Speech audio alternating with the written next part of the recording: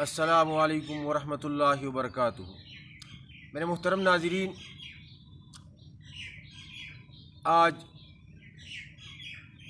2023 میں ہم ایک دفعہ پھر پاکستان کی آزادی کی خوشیاں منا رہے ہیں۔ میرے محترم دوستو، آزادی اللہ جل جلالہ کی عظیم نعمت ہے، جس کا جتنا بھی شکر ادا کیا جائے وہ کم ہے۔ اللہ تبارک و تعالی نے ہمیں پاکستان جیسے عظیم اسلامی مملکت عطا فرمایا ہے، جو کہ ہمارے اکابر علماء کرام، عوام الناس، ہماری بہنوں، بیٹیوں، ماؤں کی قربانیوں سے یہ آزاد پاکستان ہمیں حاصل ہوا ہے۔ اس کے لیے دہلی کے چاندنی چوک سے لے کر پشاور تک درختوں پر ہمارے علماء کے اور ہمارے پاکستانی عوام کے، مسلمانوں کے گردن لٹکے ہوئے تھے، جنہوں نے لازوال قربانیاں پیش کر کے ایک عظیم اسلامی فلاحی مملکت پاکستان بنایا۔ اللہ تبارک و تعالی کا ہم پر ایک عظیم احسان ہے کہ ہمیں پاکستان جیسے عظیم مملکت میں اللہ تبارک و تعالیٰ نے پیدا فرمایا۔ آج ہم ایک آزاد فضا میں سانس لے رہے ہیں۔ ہم اپنے ان اکابر علماء کرام اور ان بانیان پاکستان کو خراج تحسین پیش کرتے ہیں، جن کی لازوال قربانیوں کے بدولت اس وقت ہم پاکستان جیسے آزاد اسلامی مملکت میں رہائش پذیر ہیں۔ میرے عزیز دوستو، پاکستان اللہ جل جلالہ کی طرف سے ایک نعمت ہے، اور یہ نعمت ہم نے اللہ جل جلالہ سے دعاؤں کے ذریعے اور قربانی کے ذریعے حاصل کیا ہے۔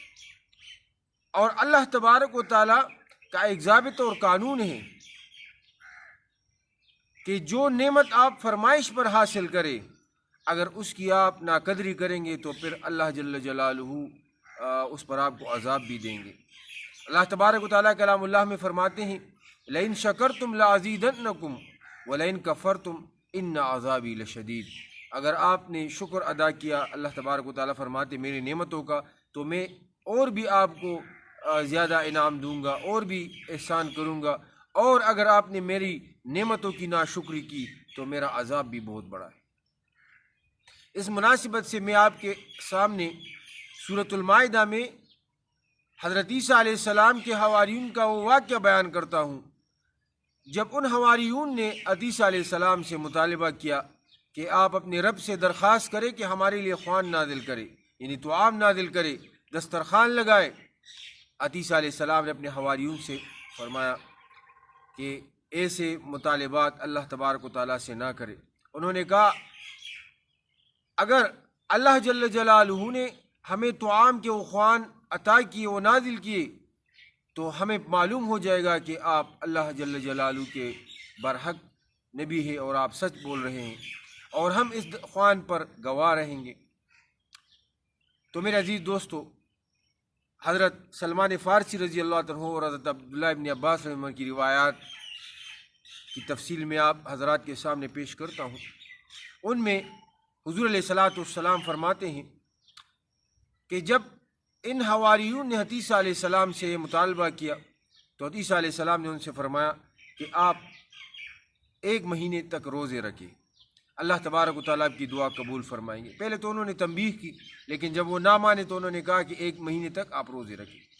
جب عیسیٰ علیہ السلام کے حواریون نے 1 مہینے تک روزے رکھے تو پھر عیسیٰ علیہ السلام سے مطالبہ کیا کہ یہاں ہمارا رواج ہے کہ جب تک ہم کسی کے ہاں مزدوری کرتے ہیں اور 1 مہینے تک مزدوری کرتے ہیں تو ہمیں اپنی طرف سے کھانا کھلاتے ہیں، اب آپ اپنے رب سے ہمارے لیے دعا کرے کہ وہ ہمیں کھانا کھلائے۔ اللہ تبارک و تعالیٰ نے خوان و دسترخوان و نازل کیا، اور تقریباً 40 دنوں تک ان حواریون نے، عیسیٰ علیہ السلام کے حواریوں نے وہ دسترخوان سے وہ انعامات، وہ کھانا وہ کھایا۔ لیکن اللہ تبارک و تعالیٰ نے اب ان پر آزمائش وہ نازل کیا کہ اب امیر اور صاحب استطاعت لوگ اس میں نہیں ہوں گے، غربا فقراء ہوں گے.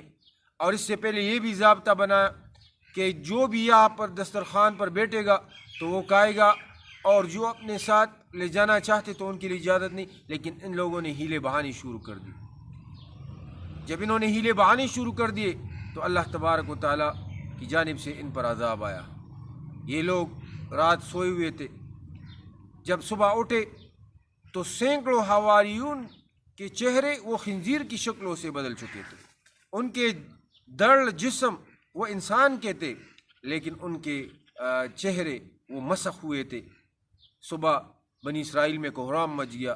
عیسیٰ علیہ السلام سے ارد گرد یہ لوگ جمع ہو گئے، رونے لگے کہ یہ کیا ہو گیا. اور یہ لوگ بھی جو مسخ ہوئے تھے، جن کے چہرے وہ بھی رو رہے تھے اور عیسیٰ علیہ السلام کے ارد گرد جمع تھے. عیسیٰ علیہ السلام ان کو نام پکارتے تو وہ سر ہلاتے تھے. ان کی زبان اور بات کرنے کی وہ طاقت بھی سلب ہو چکی تھی. 3 دنوں بعد یہ لوگ مر گئے. تو میرے عزیز دوستو، اللہ تبارک و تعالیٰ نے قرآن پاک میں ایک ضابطہ بیان فرمایا ہے کہ جو بھی نعمت آپ فرمائش پر مانگیں گے، اگر آپ اس کی قدر کریں گے، اس کی عظمت کا خیال رکھیں گے تو ہم اور بھی زیادہ کریں گے. لیکن اگر آپ ناقدری کریں گے تو ہم آپ پر بدترین سزا اور عذاب نازل کریں گے. بنی اسرائیل کا واقعہ، اس کے متصل میں آپ کو عمار ابن یاسر رضی اللہ عنہ کی ایک روایت وہ بیان کروں گا. جب عمار ابن یاسر نے اہل عرب سے فرمایا کہ اے اہل عرب، آپ لوگوں پر اللہ جل جلالہ نے بہت بڑا انعام کیا ہے. حضور اکرم صلی اللہ علیہ وسلم جیسی عظیم نعمت پیغمبر اسلام آپ کو عطا کیا، اور ان کی ہدایت کی بدولت، ان کی دعوت کی بدولت آپ اسلام